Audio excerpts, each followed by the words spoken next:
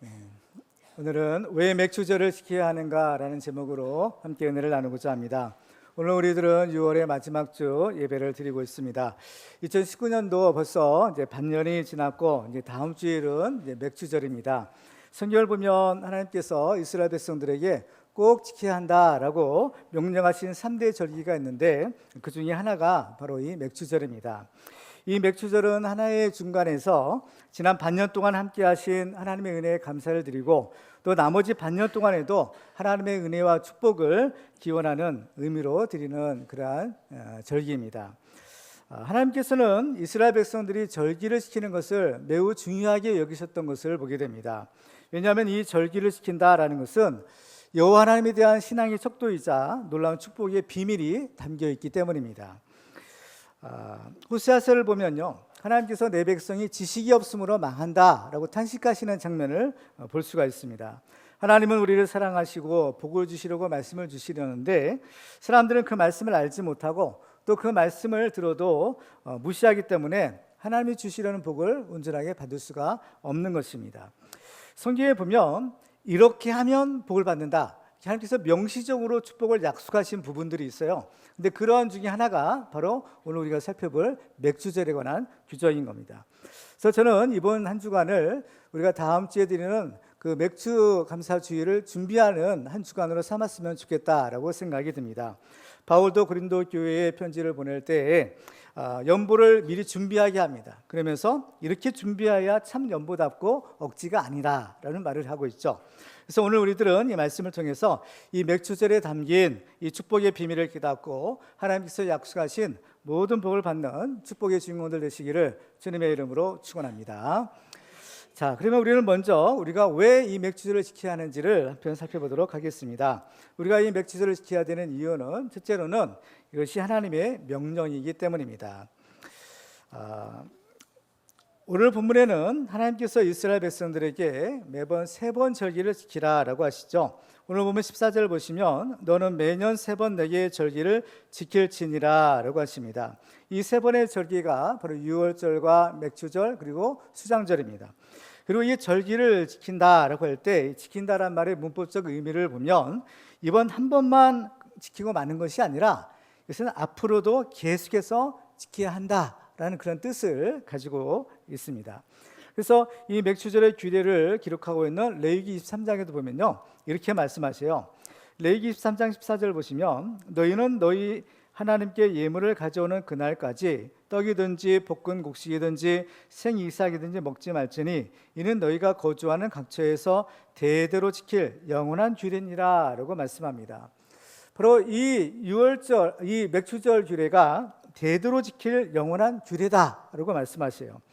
그 때문에 이 맥주절은 그 구약 시대에 농사를 짓던 유대인들만이 지키는 규례가 아니라 구원받은 모든 하나님의 백성들이 영원히 지켜야 될 거룩한 의무이자 축복의 비밀이다라는 사실인 겁니다.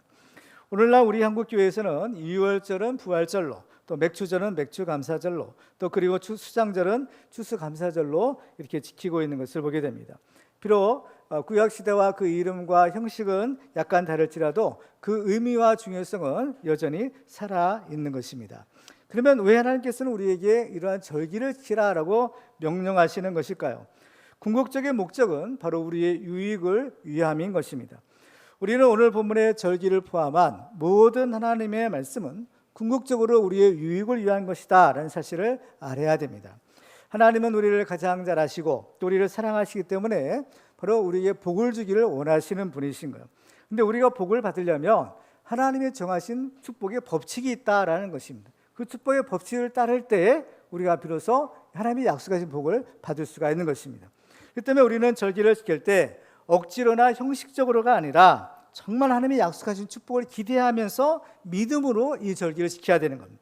그래서 우리가 정말 이 자원하는 마음으로 기쁘고 감사한 마음으로 이 절기를 지킬 때 그 절기가 우리에게 큰 유익이 되고 우리의 큰 복이 될 수가 있는 것입니다. 그리고 또 우리가 이 맥주절을 지켜야 되는 이유는 하나님에 대한 우리의 사랑과 믿음의 고백이기 때문입니다. 맥주절은 하나님에 대한 우리의 사랑과 믿음을 고백하는 의미가 있어요.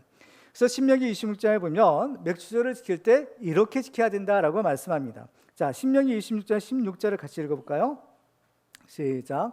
오늘 내 하나님 여호와께서 이 규례와 법도를 행하라고 내게 명령하시나니 그런즉 너는 마음을 다하고 뜻을 다하여 지켜 행하라. 아멘.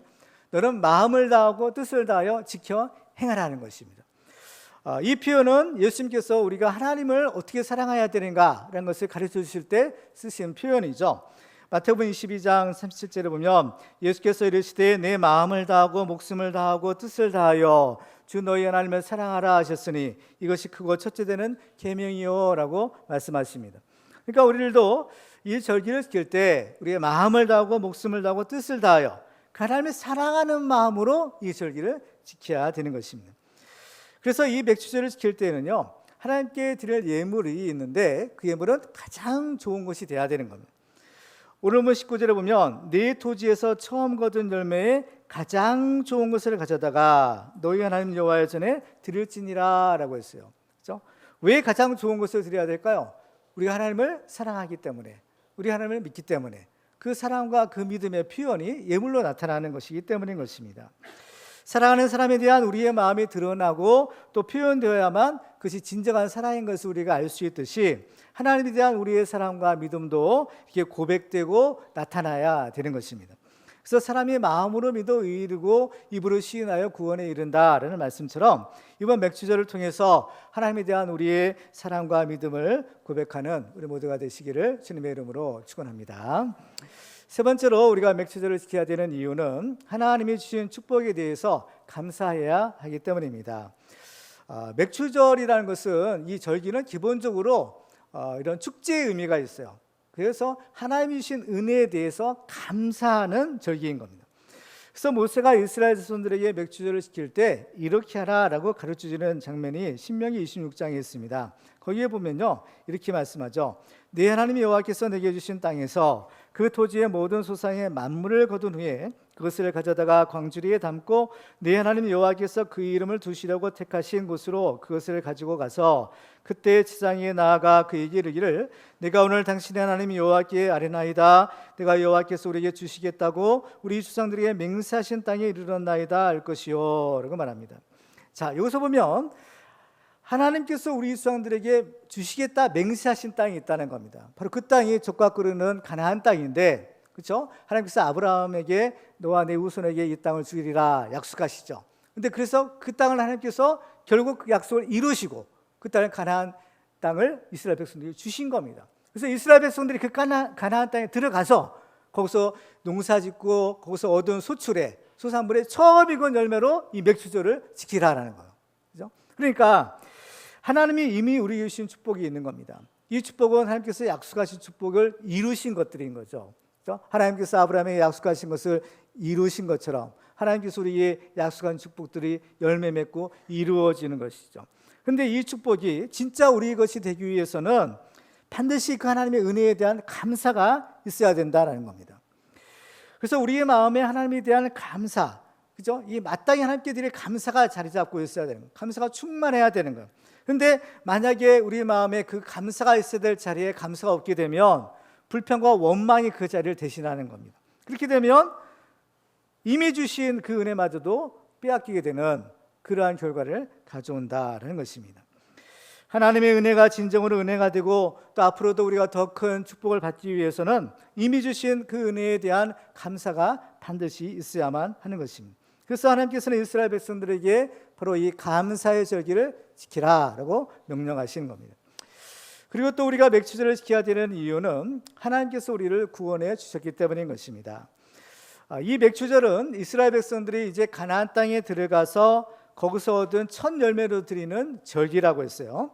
이것은 하나님의 은혜를 받고 구원받은 하나님의 백성들이 지키는 절기라는 겁니다. 이방인들이 지키는 절기가 아니라 하나님의 믿는, 하나님의 은혜 받은, 하나님의 구원받은 하나님의 백성들이 지키는 절기, 이것이 맥주절인 겁니다. 따라서 하나님을 믿지 않고 구원받지 못한 사람이라면 몰라도 적어도 구원받은 하나님의 백성이라면 반드시 이 절기를 지켜야 한다라고 말씀하는 겁니다. 그래서 성경을 보면요, 우리가 이 맥주절을 지킨다라는 것은 바로 이 생명의 속전을 드린다라는 것을 의미한다라고 말씀하세요. 특별히 맥주절이 첫 열매를 드리는 절기인데 성경에 보면 하나님께서는 이 처음 난 것들은 다 하나님의 것이다, 내 것이다 라고 선언하시는 장면이 있어요. 출애굽기 34장 19절과 20절 보시면 이렇게 기록합니다. 한번 같이 읽어볼까요? 시작. 모든 첫 태생은 다 내 것이며 내 가축의 모든 처음 낳은 수컷인 소와 양도 다 그러하며 나귀의 첫 새끼는 어린 양으로 대속할 것이요 그렇게 하지 아니하려면 그 목을 꺾을 것이며 내 아들 중 장자는 다 대속할지며 빈손으로 내 얼굴을 보지 말지니라. 아멘. 자, 사람이든지 짐승이든지 모든 처음 난 것은 다 내 것이다, 하나님의 것이다 라고 말씀합니다. 왜 하나님의 것이냐? 그 이유가 있죠. 두 가지 이유를 들 수 있는데, 첫째로는 하나님이 우리를 지으셨기 때문에, 창조주 하나님께서 이 모든 것을 지으셨기 때문에 이 모든 세상 만물은 다 하나님의 것입니다. 그리고 또 한 가지 이유가 있어요. 그것은 바로 이 출애굽 사건에서 우리가 찾아볼 수 있는데요.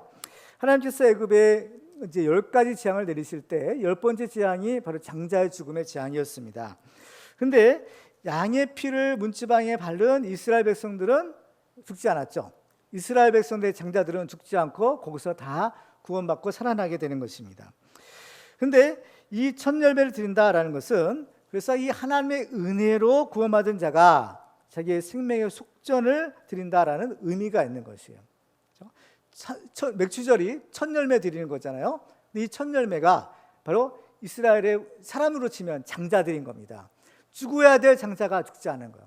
왜? 하나님이 살려주셨기 때문인 겁니다.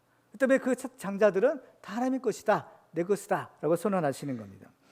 그래서 이 생명의 속전으로 드리는 헌금은 반드시 성전 봉사하는 일에 써야 된다라고 말씀하는 거예요. 출애굽기 30장 16절을 보시면 너는 이스라엘 자손에게서 속전을 취하여 회막 봉사에 쓰라. 이것이 여호와 앞에서 이스라엘 자손의 기념이 되어 또 이의 생명을 대속하리라 라고 말씀합니다. 본래 구원받은 이스라엘 백성의 장자들은 이제 하나님의 것이기 때문에 하나님의 일을 해야 될 사람들인 겁니다. 그런데 하나님께서는 그들 대신에 레위인들을 취하시죠. 택하셔서 하나님의 일을 맡기셨던 겁니다.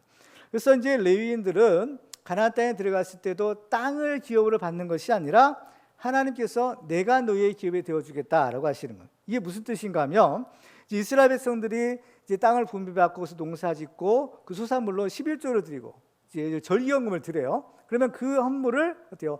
하나님께서는 성전 봉사하는 레위인과 지장들에게 주시는 겁니다. 그래서 하나님이 내가 너희의 기업이 되리라라고 하시는 것이죠. 그 때문에 이 출애굽, 이 맥추절이라는 것은 하나님의 구원받은 은혜 받은 성도들, 하나님의 구원의 은혜를 받은 성도들이 지켜야 될 거룩한 의무다라고 볼 수 있는 겁니다. 그래서 출애굽기 3, 4장을 다시 보시면 그렇게 하지 아니하려면 그 목을 꺾을 것이며 네 아들 장자는 다 대속할지며 라고 말씀하시는 겁니다. 이것은 의무라는 거예요. 만약에 그렇게 하지 않으려거든 차라리 목을 꺾어버려라, 그죠? 그런 의미가 있는 거죠. 그래서 이스라엘 역사를 보면 이스라엘 멸망을 당하게 됩니다. 북왕국 이스라엘 아수리에 멸망을 당하고 남왕국 유다 바벨론에 멸망을 당하는데, 그 멸망을 당한 여러 가지 원인이 있는데 그 중에 하나가 그들이 깨달은 것이 있어요. 뭐냐? 바로 이 절기를 지키지 않았다는 겁니다. 이스라엘 백성들이 바벨론의 포로를 끌려갔다가 70년 만에 돌아오게 됩니다. 하나님께서 그들을 해방시켜 주신 거죠. 근데 이제 고국 땅에 다시 돌아온 이스라엘 백성들이 이제는 하나님 앞에 그 언약을 갱신해요. 이제는 우리는 하나님만 잘 섬기겠습니다. 우리가 지금 나라를 잃고 바벨론의 포로로 끌려가서 70년간 종살이를 하다가 하나님께서 우리에게 은혜 주셔서 우리를 돌려보내셨는데, 이제부터는 우리가 정말 하나님을 잘 섬기겠습니다 하면서 하나님 앞에 그 신앙을 결단을 다시 하게 돼요. 그때 느헤미야에서 보면 중요한 하나님께 대한 약속을 하는데 그 중에 하나가 뭐냐면은 11조와 이 맥추절을 잘 지키겠다는 겁니다. 그래서 느헤미야 10장 35절 이하를 보면요, 이렇게 그들이 맹세하는 장면이 있어요. 해마다 우리 토지 소산의 만물과 각종 과목의 첫 열매를 여호와의 전에 드리기로 하였고, 또 우리의 맏 아들들과 가축의 처음 난 것과 소와 양의 처음 난 것을 율법에 기록된 대로 우리 하나님의 전으로 가져다가 우리 하나님의 전에서 섬기는 지장들에게 주고, 또 처음 익은 밀의 가루와 거제물과 각종 과목의 열매와 새 포도주와 기름을 지장들에게로 가져다가 우리 하나님의 전에 여러 방에 두고 또 우리 산물의 11조를 레위 사람들에게 주리라 하였나니 이 레위 사람들은 우리의 모든 성읍대에서 산물의 11조를 받는 자임이며 레위 사람들이 11조를 받을 때에는 아론의 자손 지장 한 사람이 함께 있을 것이요 레위 사람들은 그 11조의 10분의 1을 가져다가 우리 하나님의 전 곳간의 여러 방에 두되 곧 이스라엘 자손과 레위 자손이 거제로 드린 곡식과 새 포도주와 기름을 가져다가 성소에 그릇들을 두는 골방 곧 섬기는 제사장들과 문지기들과 노래하는 자들이 있는 골방에 둘 것이라. 그리하여 우리가 우리 하나님의 전을 버려두지 아니하리라. 여기서 보면 우리가 하나님의 전을 버려두지 않겠다라고 말합니다. 이것이 무슨 뜻인가 하면 그들은 하나님의 전을 버렸다라는 거예요. 버려두었다라는 겁니다. 이스라엘 백성들이 마땅히 하나님께 바쳐야 될 것을 드리지 않게 되면 성전에서 봉사하는 레위인이나 제사장들이 생활을 할 수 없게 됩니다. 그 때문에 성전을 떠나갈 수밖에 없게 되는 거죠. 그러면 하나님의 말씀을 선포하고 가르치는 일이 중단되고 하나님께 드리는 제사가 중단이 될 수밖에 없는 거예요. 그러면 이것이 바로 하나님의 전을 버려두는 것이고 하나님을 버리는 것이 된다는 겁니다. 그런데 그 결과는 그 피해는 고스란히 이스라엘 백성들에게로 돌아왔더라라는 겁니다. 그들이 하나님의 전을 버려둔 결과 그들은 하나님의 말씀을 듣지 못한 영적인 기근을 당하고 또 하나님이 주시는 이 축복을 받지 못하고 그들의 죄의 문제가 해결되지 못해요. 그러니까 결국 나라가 많은 결과를 가져왔다라는 겁니다. 그래서 이스라엘 백성들이 바벨론의 포로에서 돌아와서 깨달은 것이 바로 이것이었던 거예요.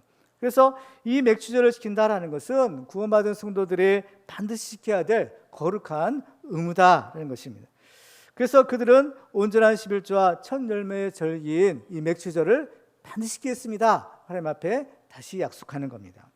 사실 오늘날 교회들도 정말 우리 성도들이 정직한 11조와 또 절기 헌금을 제대로 드리면 재정적인 어려움은 사실 없게 되는 겁니다. 이것이 제대로 지켜지지 않기 때문에 교회가 마땅히 해야 될 일을 하지 못하고 또 우리 성도들도 하나님이 주시고자 하는 복을 온전히 받지 못하고 있는 것이 우리의 실정인 것입니다. 그렇기 때문에 우리들은 정말 우리 자신의 속전을 드리는 의미로서 이 맥주절을 지킬 필요가 있다는 사실인 것을 알아야 됩니다. 그래서 정말 우리가 이 맥주절을 잘 지킴으로 하나님의 구원의 은혜에 믿음으로 응답하는 우리 모두가 다 되시기를 주님의 이름으로 축원합니다. 자, 그러면 이제 우리는 맥주절을 어떻게 지켜야 될까요? 이 맥주절이 다른 절기와 다른 한 가지 특징이 있는데 그것은 바로 그 예물에 있어요. 그것은 바로 이 첫 열매를 예물로 드리는 절기다라는 것입니다. 오늘 보면 16절에 보면 맥주절을 지키라 이는 내가 수고하여 밭에 뿌린 것에 첫 열매를 거둠이라 라고 했어요. 레위기 13장에 보면 너희의 곡물의 첫 이삭 한 단을 지장으로 가져가라 라고 말씀합니다. 그러면 왜 하나님께서는 첫 열매를 하나님께 드리라고 하시고 이 첫 열매에 과연 무슨 의미가 있는 것일까요? 먼저 이 첫 열매는 바로 대표성의 의미를 가지고 있습니다. 첫 열매는 그 이후부터 맺히는 모든 열매를 대표하는 거예요. 그렇죠? 그러니까 어떤 나무에서 첫 열매가 사과가 열렸어요. 그럼 그 다음에 계속 그 사과가 열리는 겁니다. 이와 같이 첫 열매를 드린다 이런 것은 전부를 드린다라는 의미가 있는 거예요. 물론 첫 열매 하나를 드리는 거지만 그 의미는 이 모든 것이 다 하나님의 것이고 이 모든 것을 다 하나님께 드립니다라는 그런 의미로 이 첫 열매를 드린다는 거예요. 그 때문에 이 첫 열매로 드리는 절기는 헌신의 절기인 겁니다. 모든 것을 다 드리는 의미인 거예요. 그래서 우리가 하나님 앞에 예배를 드릴 때에도 우리가 함께 드려야 될 예물이 뭐냐, 제물이 뭐냐. 로마서 12장 1절에 보면 그러므로 형제들아 내가 하나님의 모든 자비하심으로 너희를 권하노니 너희 몸을 하나님이 기뻐하시는 거룩한 산 제물로 드리라 이는 너희가 드릴 영적 예배니라 라고 합니다. 몸을 드리면 다 드리는 겁니다. 그렇죠? 몸이 있는 곳에 마음도 있고 몸이 있는 곳에 모든 것이 다 있는 거예요. 그러니까 몸을 드리라는 것은 전부를 드리는, 이게 뭐냐면 헌신인 겁니다. 그러니까 이 맥주절의 의미는 우리가 하나님께 헌신의 절기를 지킨다라는 의미가 있는 것이죠. 또 이 첫 열매는 가장 귀한 것이다라는 의미를 가지고 있어요. 이 맥주를 지키라고 하는 명령은 이스라엘 백성의 광야 생활할 때 이미 주신 겁니다. 너희들이 이제 가나안 땅에 들어가면 이렇게 해라는 거예요. 근데 그래서 이제 이스라엘 백성이 40년 만에 이제 광야 생활을 청산하고 가나안 땅에 들어갑니다. 그죠? 거기서 이제 농사지어서 드디어 첫 열매가 맺혔어요. 그동안에 광야에서는 하나님 주시는 물론 만나를 먹고 살았지만 그들이 정말 그 가나안 땅에 들어가서 애써서 농사짓고 첫 소출, 첫 이 열매가 얼마나 귀한 것이겠어요. 얼마나 또 먹고 싶은 것이겠습니까? 그러니까 이 첫 열매는 가장 귀한 것이다라는 것을 의미하는. 근데 그 첫 열매를 뭐요? 먼저 하나님께 드리라라고 말씀하는 겁니다. 그죠? 근데 이 첫 열매, 가장 귀한 첫 열매를 하나님께 드리는 것에는요, 놀라운 축복의 비밀이 여기에 담겨 있는 것입니다. 하나님께서는 절기를 지킬 때 빈손으로 오지 말라고, 빈손으로 내 얼굴을 보지 말고 힘을 다하여 예물을 드리라는 거예요. 그럼 왜 하나님이 빈손으로 보이지 말라, 빈손으로 오지 말라고 하셨을까요? 그 이유가 있어요. 뭐냐? 하나님께서는 우리를 빈손으로 돌려보내지 않기 때문인 겁니다. 하나님께서는 우리에게 풍성한 은혜를, 축복을 예비하고 계시는 거예요. 그렇죠? 신명기 16장 10절에 보면 이렇게 말씀합니다. 너희 가운데 모든 남자는 1년에 3번 곧 무교절과 칠칠절과 초막절에 네 하나님 여호와께서 택하신 곳에서 여호와를 배웁되 빈손으로 여호와를 배웁지 말고 각 사람이 네 하나님 여호와께서 주신 복을 따라 그 힘대로 드릴지니라 라고 했어요.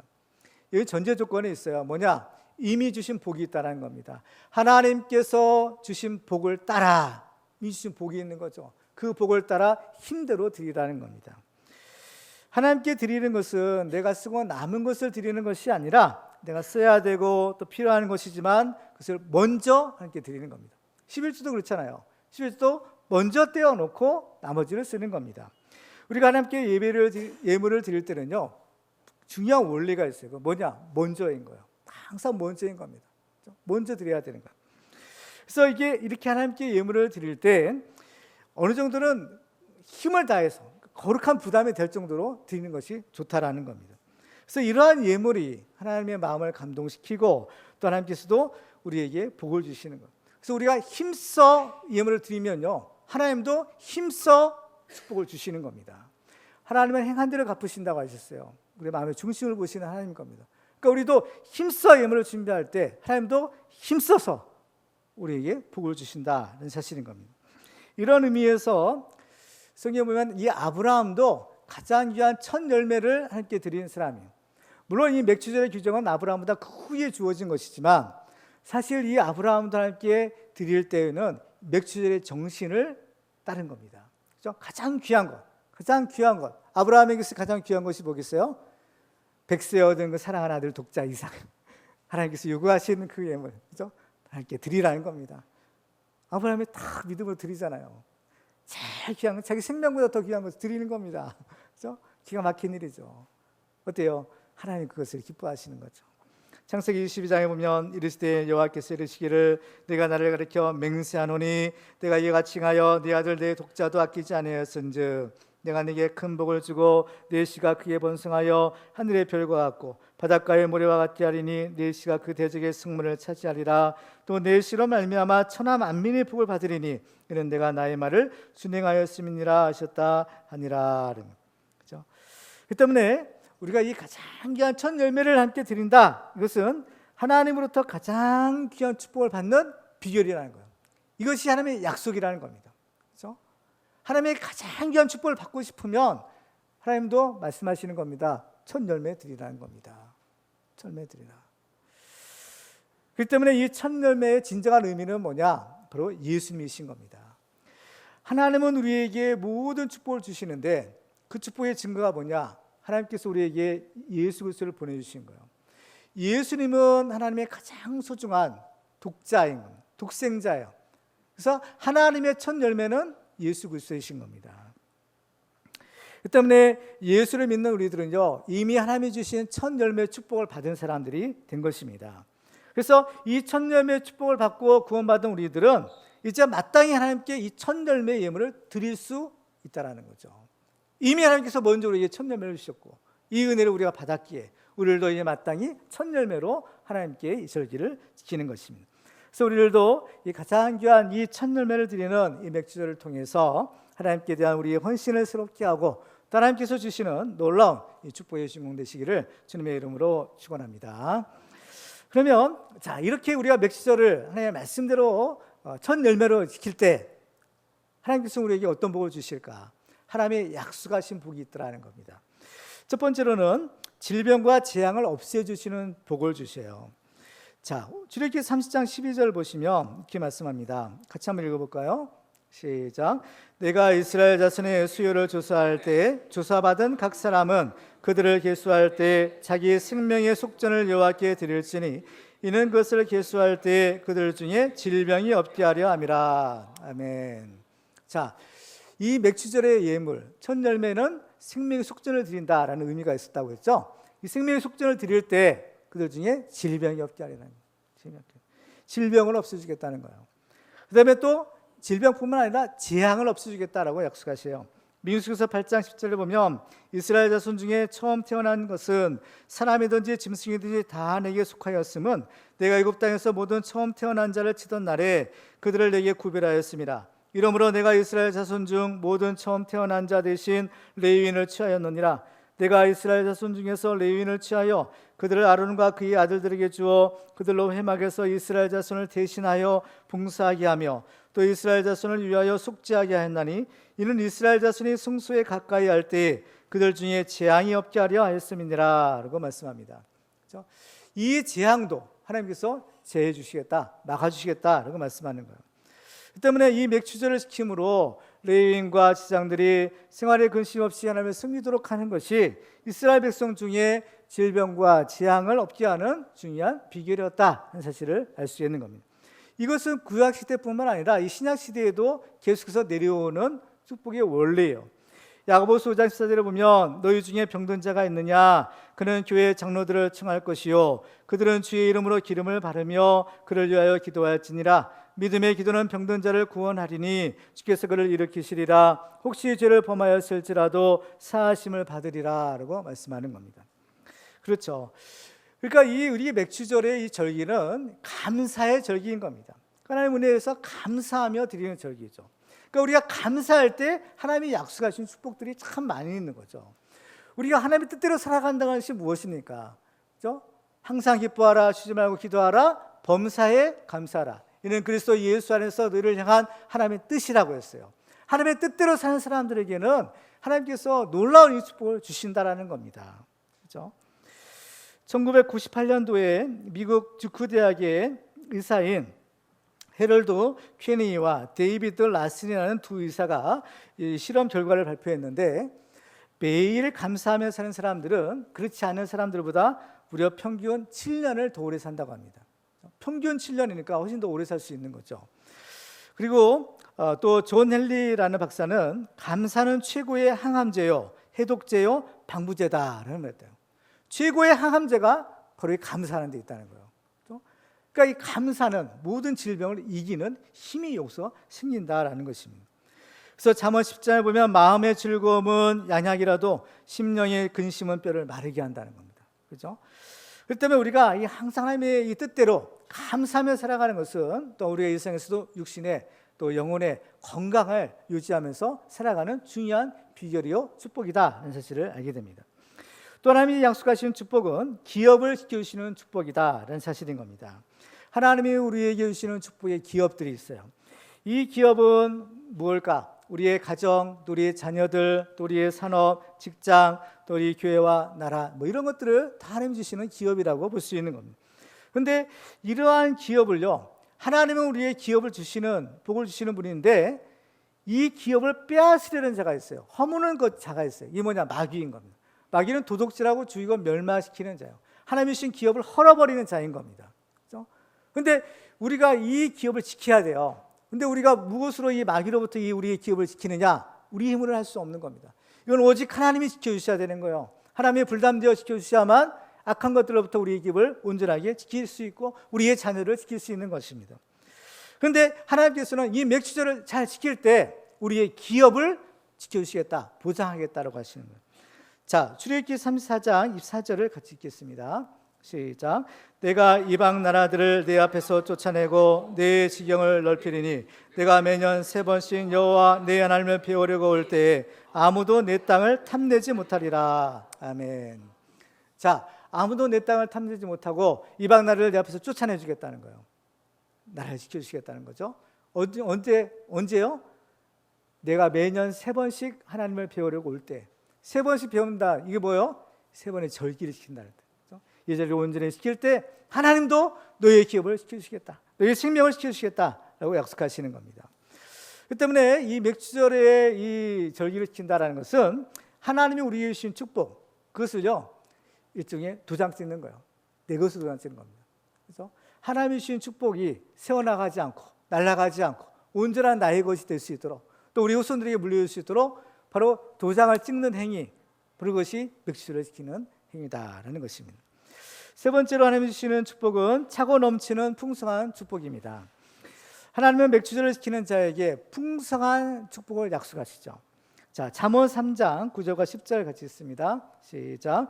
내 재물과 내 수산물의 처음 익은 열매로 여호와를 공경하라.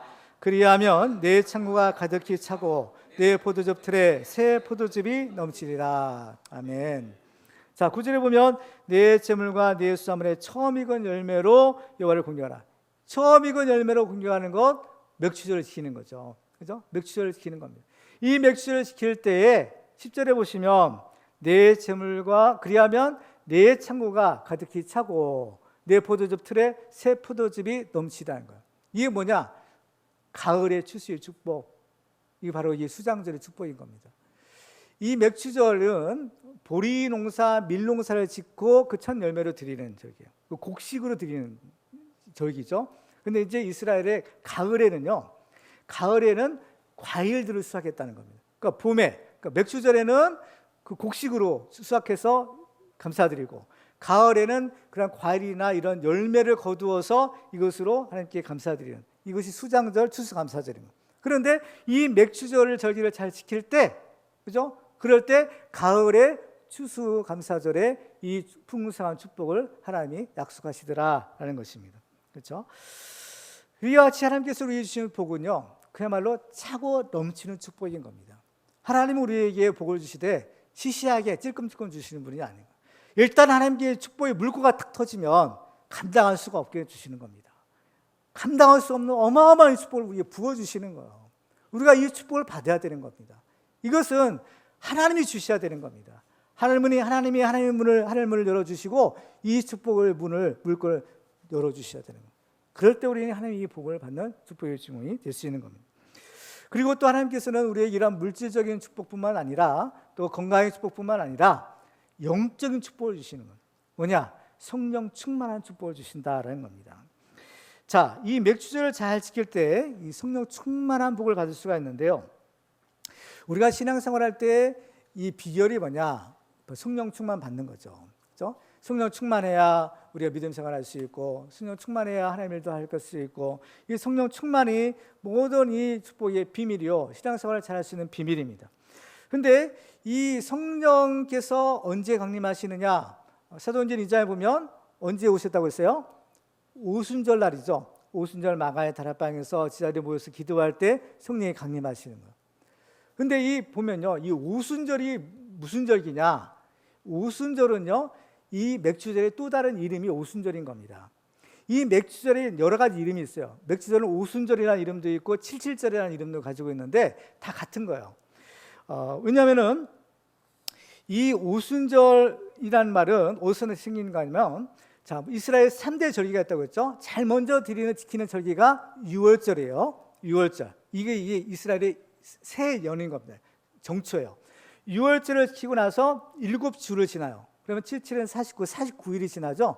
7주 다음에 첫날에 지키는 절기가 뭐냐? 바로 이 맥주절, 오순절인 겁니다. 그래서 이 맥주절을 오순절이다, 77절이다라고 부르는 거예요. 그렇죠? 그러니까 이 성령님이 바로 이 오순절날, 그러니까 맥주절에 임한 겁니다. 이 절기날에. 그러니까 이 성령께서, 하나님이 왜 이 성령님을 맥주절에 이 오순절 보내셨느냐? 그렇죠? 이 맥주절을 잘 지킬 때 우리가 이 성령 충만한 은혜를 받을 수 있다. 이것을 사실 의미하는 것입니다. 그렇죠? 가장 귀한 첫 열매로 드리는, 그렇죠? 우리 헌신의 이 절기를 지키는 이 예배를 드릴 때 하나님께서 우리에게 이 성령의 축복을 주신다는 거예요. 하나님의 가장 귀한 선물, 그렇죠? 하나님 우리에게 주시는 가장 귀한 선물이 성령님이신 거잖아요. 예수님이 하나님의 첫 열매요, 또 성령님이 하나님이 보내주시는 최고 큰 선물이 되는 겁니다. 그래서 우리가 이 맥주절을 잘 지킬 때 바로 하나님이 약속하신 이 성령의 충만함도 우리가 받을 수 있는 것입니다. 마지막으로 우리는 이 맥주절에는 부활의 첫 열매에 동참하는 복을 하나님이 약속하시는 거예요. 자, 이 맥주절에 함께 드리는 첫 열매가 있죠. 이 첫 열매는 가장 귀한 것이라고 했고, 이 첫 열매는 어때요? 하나님 입장에서는 이것이 예수님이시고, 그렇죠? 또 우리 예수는 가장 귀한 선물인 성령님이시라고 했어요. 그렇죠? 그래서 우리가 이 첫 열매를 드리면 하나님도 첫 열매를 주시는 거예요. 그렇죠? 가장 귀한 걸 드리면 하나님도 가장 귀한 걸 주시는 겁니다. 이게 법칙이에요. 그래서 우리 첫 열매 드릴 때 하나님도 첫 열매 주시는 거예요. 특별한 축복을 주신다는 겁니다. 그래서 우리가 이 맥주절을 지키면 하나님이 우리에게 가장 하나님의 첫 열매인 예수 그리스도를 보내주셔서 그 예수님이 이제 우리를 위하여 어떻게요? 우리를 구원하시죠. 구원해 주시는 겁니다. 우리를 구원해 주시기 위해서 예수님이 십자가에 피 흘려 돌아가시는 것. 돌아가시고 나서 3일 만에 예수님이 부활하시죠. 예수님의 부활의 첫 열매가 되시는 겁니다. 그렇죠? 자, 고린도서 15장 20절 같이 읽어볼까요? 시작. 그러나 이제 그리스도께서 죽은 자 가운데서 다시 살아나사 잠자는 자들의 첫 열매가 되셨도다. 잠자는 자들의 첫 열매, 죽은 자의 부활, 죽은 자가 다시 살아나는 이 부활의 첫 열매가 예수님이 되신 거예요. 왜 예수님이 첫 열매가 되셨냐? 바로 우리를 구원하시고 우리도 죽은 자 가운데서 하나님 다시 살리시기 위하여 예수님이 첫 열매가 되셨다는 거예요. 첫 열매라는 것은 둘째 열매, 셋째 열매가 계속해서 있다는 것을 의미하는 거죠. 그렇기 때문에 첫 열매인 겁니다. 그래서 예수님은 이 부활의 첫 열매가 되셔서 예수를 믿는 우리들을 어때요? 죽어도 다시 사는, 살리시는 이 주님께서 이 축복을 우리에게 주시는 겁니다. 그리고 이 첫 열매가 가장 귀한 것이라고 했어요. 그래서 첫 열매 대신 예수를 믿고 그 예수 안에 있는, 믿음으로 그 안에 있는 우리들은 이제 하나님 앞에서는 어때요? 바로 예수님의 첫 열매가 되신 것처럼 우리도 예수 그리스도 안에서 하나님의 첫 열매로 하나님이 받아주신다는 거예요. 우리를 하나님께서 가장 귀한 존재로 하나님이 우리를 받아주시는 거예요. 그래서 야고보서 1장 18절에 보면 그가 그 피조물 중에서 우리로 한 첫 열매가 되게 하시려고 자기의 뜻을 따라 진리의 말씀으로 우리를 낳으셨느니라.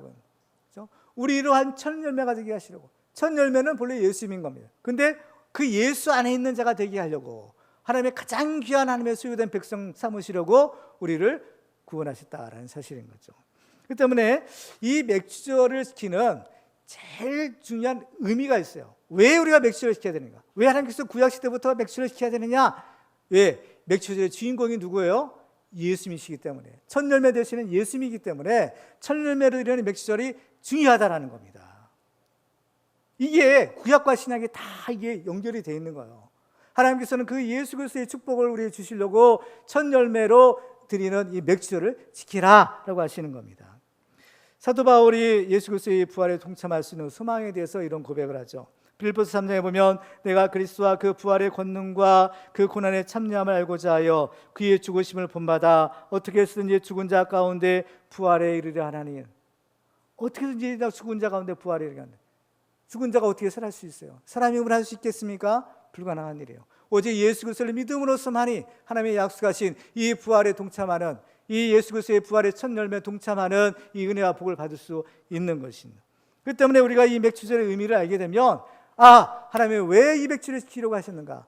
이 의미를 우리가 발견하는 거예요. 우리 영적인 눈이 떠지는 거예요. 이 맥주절을 통해서 우리가 누구를 봐야 되는 겁니까? 예수님을 봐야 되는 거예요. 첫 열매 되신 예수를 보고, 그렇죠? 그 예수님을 만나는 겁니다. 구약시대 사람들은 이걸 알지 못했을 수도 있어요. 그렇지만 그 맥주절을 지킴으로 어쨌든 간에 그들의 가장 소중한 첫 열매를 드리는 이 절기를 지켰어요. 근데 우리는 이제 알게 되는 겁니다. 왜 하나님께서 그들에게 이 맥주를 지켜야 하는지, 맥주의 축복이 왜 이 귀한 것인지를 이제 우리는 알게 된 것이죠. 그때 우리가 이 맥주를 지킬 때 우리는 맥주의 주인이신 그 예수님께 나아가는 것입니다. 나아가는 거죠. 그래서 우리는 이 맥주를 통해서 예수 그리스도를 바라볼 때마다 우리는 이 부활의 소망을 품고 하나님에 대한 이 기대와 또 이 믿음을 가지고 오늘을 살아갈 수 있게 되는 겁니다. 바로 이것이 구약시대부터 지켜온 맥주절의 진정한 의미다라고 볼 수 있는 것입니다. 말씀을 맺겠습니다. 하나님께서 우리에게 맥주절을 지키라 하신 근본적인 이유는 바로 우리에게 복을 주시기 위함인 겁니다. 복 중에서 최고의 축복은 예수 그리스도를 믿는 축복이요, 또 성령 충만한 축복이 되는 겁니다. 물론 이 외에도 하나님께서 모든 축복을 약속하시지만 이 맥주절을 통해서 우리에게 주시고자 하는 확실한 하나님의 약속하신 보장된 축복이 있다라는 사실을 우리가 알았습니다. 그래서 우리들은 이 하나님의 첫 열매 되시는 예수 그리스도를 믿고 또 이 맥주제를 지킴으로 성령 충만을 받아 하나님의 가장 귀한 첫 열매가 되는 그런 축복의 시용들이 다 되시기를 주님의 이름으로 축원합니다.